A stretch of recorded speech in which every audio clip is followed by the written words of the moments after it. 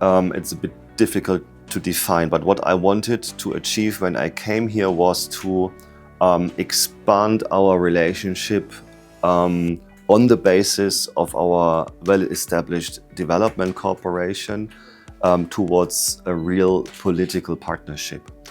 Meaning that we go beyond the old donor-recipient relationship that somehow defined our partnership for decades, but looking for a joint agenda of political interest that we pursue in a spirit of equality and respect and cooperation. And in this regard, I think we achieved quite a lot, especially in the field of climate.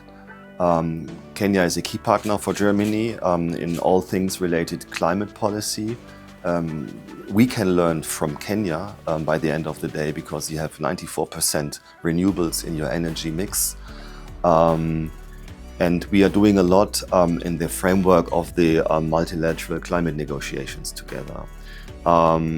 Pushing for reform of the finance, for example, going towards a better financing also of loss and damage, doing more in the field of technology transfer, for example.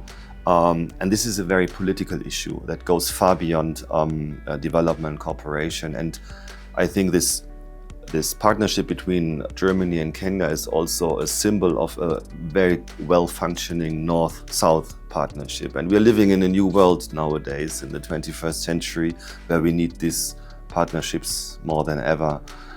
A second example of this political partnership is the digital sphere. Kenya is a frontrunner in all things being digital. We have a big need now on the global level to regulate, for example, artificial intelligence, but also to regulate technological innovations and to move together also in this regard. We are very close contact with the tech envoy of the president, Mr. Thigo, for example, who visited Germany several times. We had delegations coming from Germany. Kenya is the first country in sub-Saharan Africa that we established an official digital dialogue with. And Kenya was also the host country for a UN-related forum that we organized together with Kenya and the United Nations, with 17 African countries represented. And during this workshop, ideas were created that fed in the process of the summit of the future of the UN Secretary General. And Kenya was a key partner in this. We had three key partners, Mexico in Latin America, India in Asia, and Kenya in Africa. So it's also a very political issue. And I think the last point is the exchange on the highest political level also. We have a new chancellor now since 4 weeks or 6 weeks in Germany, but his predecessor, Mr. Scholz, and President Ruto, they met 6 times in 2.5 years. And I think there's no other, if I may say so, southern leader that our former chancellor met so regularly. And I'm working very much in also resuming this political exchange.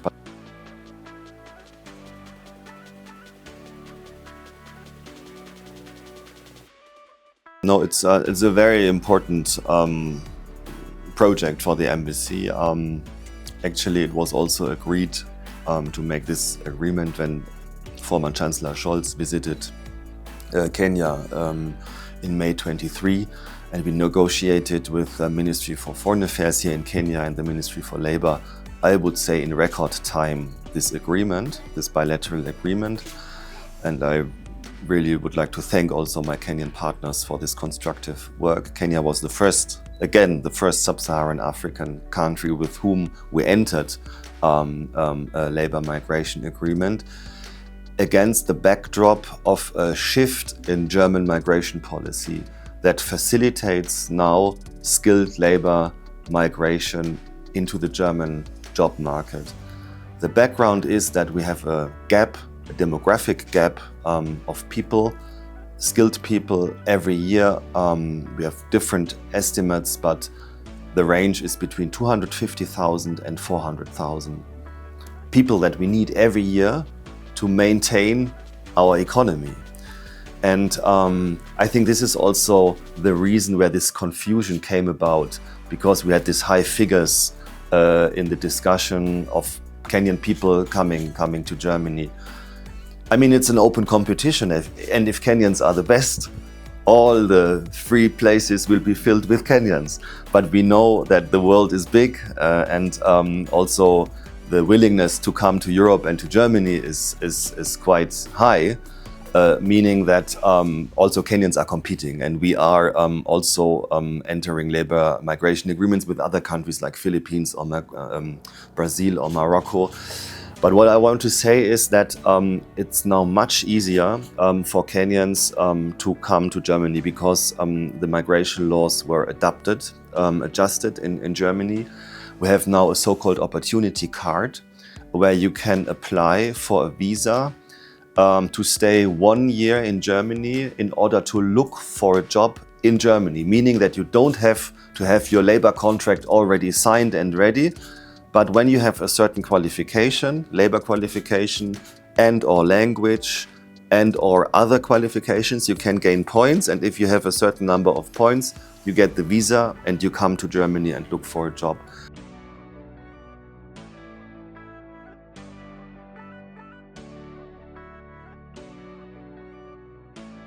It's a very important point, because I think the future of the relations lies there more than in other fields, because Kenyans are very entrepreneurial, and also Germans are very entrepreneurial. So I think it's a good match.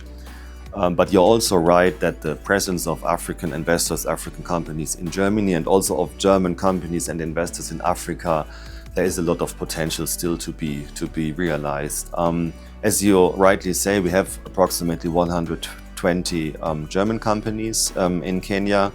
We see a steady increase of their presence, also of their investment, also due to geopolitical developments. So German companies are moving a little bit away from Asia and of course from Russia, due to the war of aggression of Russia against Ukraine. What you say about trade and investment is also quite important, because our experience is that first you have a trade representation and physical presence of a company, and then the next step is the investment, and that's what we are working on right now here. What can be done? I think for German companies, the regulatory framework is very, very important. There's also a challenge of corruption, especially in Kenya, in this country, and the feedback that we get from the German investors is a bit worrisome in this regard. So I think doing some proper work in this regard would be very helpful. There's also a challenge with regard to KRA and also KEPSA. But we are in a good exchange with the Kenyan government about all of this.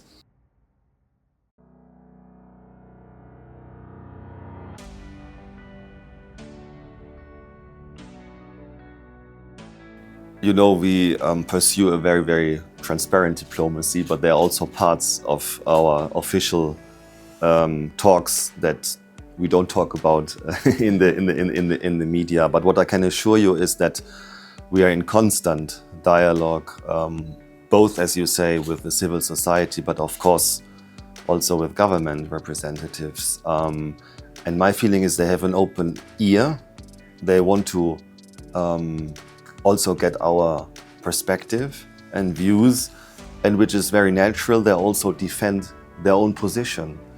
And it's not that we have a style of diplomacy that comes to a country and tells the people what to do or what not to do. For us, the main point is that Kenya is such an important partner for us in Africa and beyond, that we invest so much in this relationship. It's so important to us, so we take part of the political developments here every minute, every hour, every day.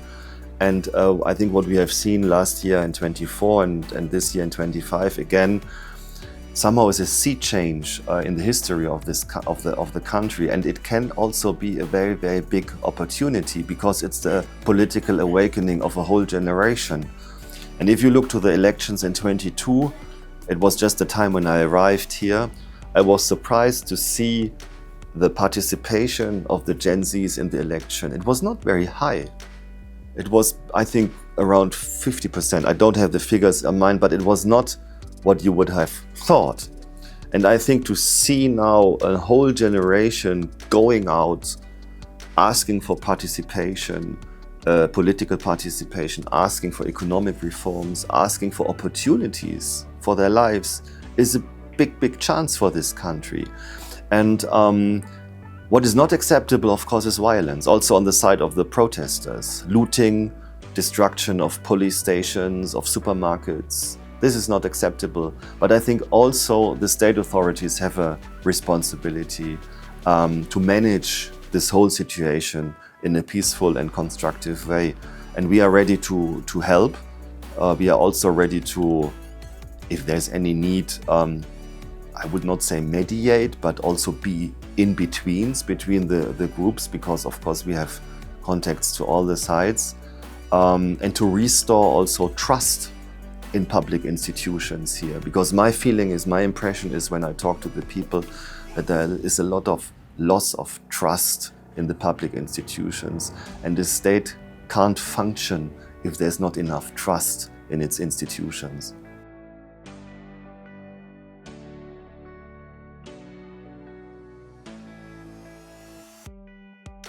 No, it's a very interesting social phenomenon, I think, because it's very generational. My personal reading is, in the very beginning, it was driven by the middle class youth. It was driven by people that had the feeling that their future is stolen. Let's put it like this, because they don't have an opportunity, being a university student, to find a decent job and experience probably what their parents experienced, meaning that you buy a decent apartment, you probably have a small car, you go to Mombasa 2 to 3 times a year or even once a year, because now you don't have the money anymore, you don't have the job anymore, you don't have this economic security anymore. And together with criticism of let's say government practices, and this in a mix with generational temperament, if I may say so, and the use of social media, of course, which played and still plays a very, very important role, brought up this very decentralized, also we can say, I think, a bit fragmented movement, which was or is non-tribal and leaderless, but still very powerful.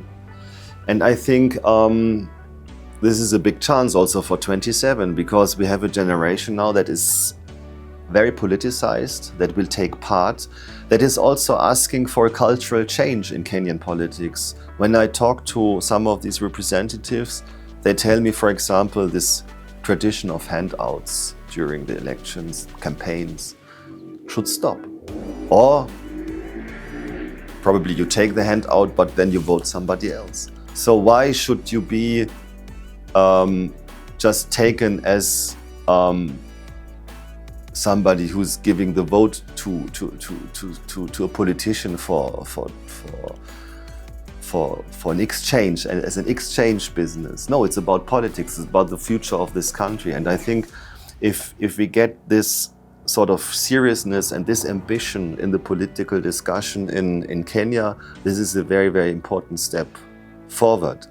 And it's a very big chance to bring in a new generation of political forces into the political sphere of this country. And I'm quite positive about this, and I think it's a big chance for the country.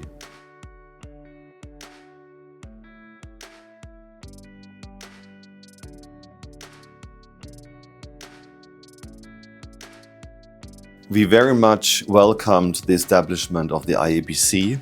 I think we are now on track. Of course, earlier would have been better, but still we are where we are, and we will also, as the international community, engage with them. We will also ask Berlin if there is any opportunity to support the electoral process as a whole, be it from the political side, from the civil society side, from the media side, from the public awareness campaigning side. But still, as you say, we had a lot of recommendations after 22. We had 11 observer missions in the country, and each of them made some recommendations, and we did an analysis of these recommendations also, and not very much is implemented. And I think now time is running a bit short also for implementing these recommendations. But I think one of the main points that I would make is about campaign financing, because we all know how much money is involved in Kenyan elections, but there is no regulatory framework about campaign financing and the money flows during electoral processes. And I think for me, this is one of the main points.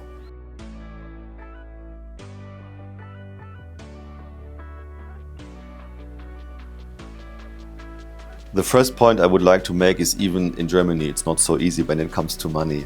We have 16 regions, so-called Bundesländer in Germany, and we have a very complicated system of sort of financial compensation. So meaning that the rich regions give money to the poor regions, and the rich regions are, for example, like Bavaria and Hessen, more in the southern part, and they give money to the northeastern part. But every year there's a big discussion about this, because the Bavarians say, why should we pay the party people in Berlin? Sometimes they forget that in the 50s and 60s they received money from the Ruhr area, which is the industrialized area in Germany, but now it's a different ball game. Just to say that it's a complicated issue, but I think it's worthwhile to pursue the path of decentralization. You might know that I've been to the country already 20 years ago, 2001 to 2004, and then you had the constitutional reform in 2010. And one thing that struck me when I came back here now is how much these decentralized structures helped the county capitals, if I may say so, but also other bigger cities to develop with their whole health infrastructure, roads, schools, administration for agricultural support, for example. And I talked at the reception to guys from Garissa also, and asked them, so what changed in Garissa, for example, due to devolution? And they said it changed a lot. The accountability also for the local administration is much higher. So I think all in all, it's a very, very positive development. And I will visit the Devolution Conference in Homa Bay in August, because, as you say, we are singing from the same sheet in this regard, and pursuing the same approach politically. There are also some challenges, because I think the counties now employ 4 times as many people as they did before 2010. So that means we have to talk about efficiency, about bureaucracy also, and red tape. Sometimes we also have to be very open about corruption, because wherever there's money, there's a temptation to take parts of this money. But all in all, I think it is a very, very positive development for the country.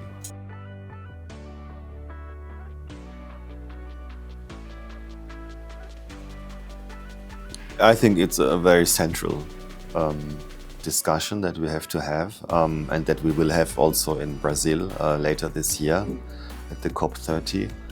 And Kenya is one of the vocal voices also in this discussion. There are several global task forces that are looking into the reform of the international finance system. and also look into ways how to materialize environmental aspects into international finance. And what you said in the beginning, I think, with the historic responsibility of the North is something also that has to be discussed. Even nowadays, I think Africa is responsible for 3 to 4% of global emissions.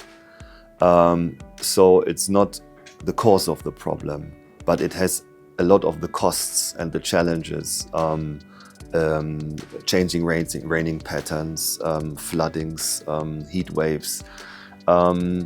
So I think what we have to do now is to look for ways to help Africa not to repeat the mistakes that we did in the North. And there are a lot of opportunities, because what we can do here now is leapfrogging into the new technologies. You don't have to go into coal as we did in the last 120 years. And you don't have to go into only fossil. Of course, you need a little bit of fossil as well, as we do in Germany and Europe, but you don't have to do everything with gas and oil and coal, especially in a country like Kenya, where you have hydro and geothermal and wind and solar. And the last point I would like to make is that what we will see in the next years, I think, is an assetization of nature, but in a positive way, meaning that countries like Kenya or Uganda or even Congo, with the second biggest forest in the world, will be compensated for contributing their natural assets as a global public good. But they will get a compensation for this. And I think now we are in a process of setting up a regulatory framework for this sort of compensation, which gives also economic opportunities to these countries. And Kenya will benefit from this. Generally, the challenge will be where is the money coming from? Because also the budgets of the northern economies of the northern countries are not really shrinking, but there is a lot of demand, other things to be financed. And if the economy is not doing well, you don't have the taxpayers' money that you can spend wisely. So I think we have to look more into innovative forms of financing, meaning what can we do with the private sector, for example? What can we do with philanthropy? What can we do with civil engagement also? So it will not only be a state-to-state compensation, but it will be a much more complex framework.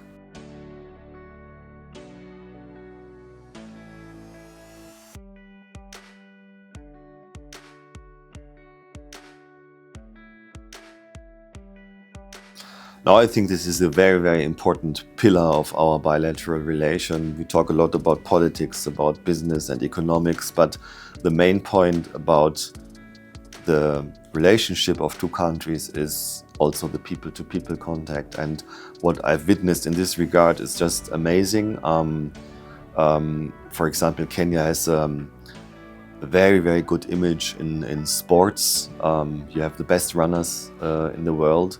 And 2 years ago, we did a big event in Eldoret, and Eliud Kipchoge won the 5th time the Berlin Marathon. We're thinking about a similar event this year, this time without Eliud, because I think he won't compete again. But you have a lot of other very fantastic runners. So sport is a very, very important field. We supported the Kenyan Handball Federation. And we are doing also exchanges in soccer and football. We invite sport trainers every year to an academy in Leipzig for international training programs. So this is very important. Music is very important, as you know. Myself, I play a lot with Kenyan musicians and try to help also bringing them to Germany. So we had quite a number of them. We have a music festival in Bremen once a year, and this year Kenyan musician Kasiva was there together with McKinley, the trumpet player.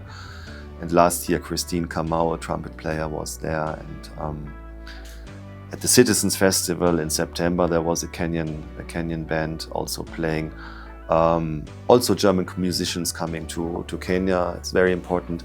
Then DAAD, the German Academic Exchange, they celebrated 50 years of presence in Kenya last year, and they supported 18,000 Kenyan students in these 50 years, and amongst them the president and the deputy president, because both received DAAD scholarships when they were students. So there you see also it's it's an investment in the people, but also of course it brings together the future elites of the country. I have a fantastic exchange, for example, with a group of Kenyan scientists that are supported by the Humboldt Foundation, Alexander von Humboldt Foundation, which is the top branch of scholarships that you can get in Germany. And I meet them twice, 3 times a year. And I'm really super impressed by the quality of these people, the professional but also human quality of these people. We have the Goethe Institute here. We have a number of Kenyans that want to learn German, also because of the job opportunities now. Goethe is also doing a fantastic cultural project. We support art centers. And I think this is really also a sector of bilateral relations where we have a lot of potential. I know also that the Kenyan ambassador to Germany is working very hard on bringing more Kenyan culture also to Berlin and to Germany as a whole.